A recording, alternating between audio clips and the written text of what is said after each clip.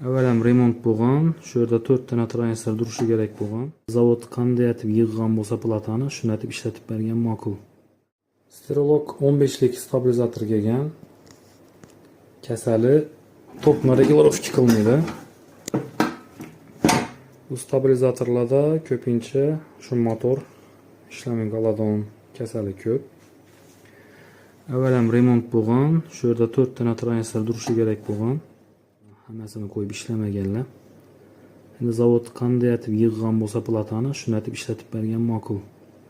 Aslında mana 2 transistorli xillar ham bo'ladi. Endi motorni tekshirib ko'ramiz. Uning uchun motorni uzamiz. Laborator blokkanadan 12 volta qo'yamiz. Ограниченияsi 400 mA.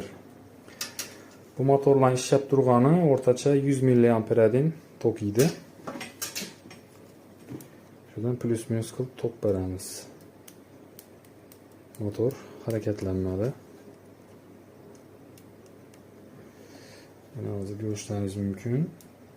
12 volta qo'yib turibdi. Dezganimizda polni korotkий hisobida 400 mA yeb turibdi. Ishlab turgan motorni ko'ramiz.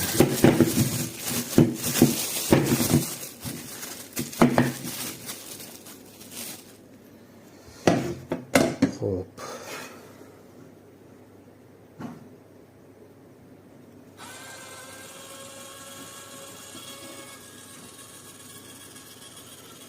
Görüşünüz mümkün. 30 mA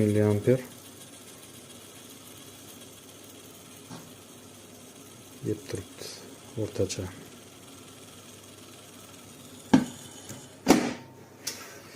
Bu stabilizatorga boshqa motor qo'yamiz. Motor qo'yildi. Kuygan narsalari shu 3 transistori motori. Mana o'zining transistorlaridan qo'yildi. Zavodskiy qilib.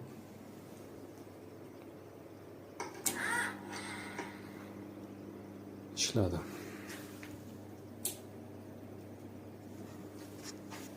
Kimga shunday xizmatlarimiz kerak bo'lsa, murojaat qilaverasizlar.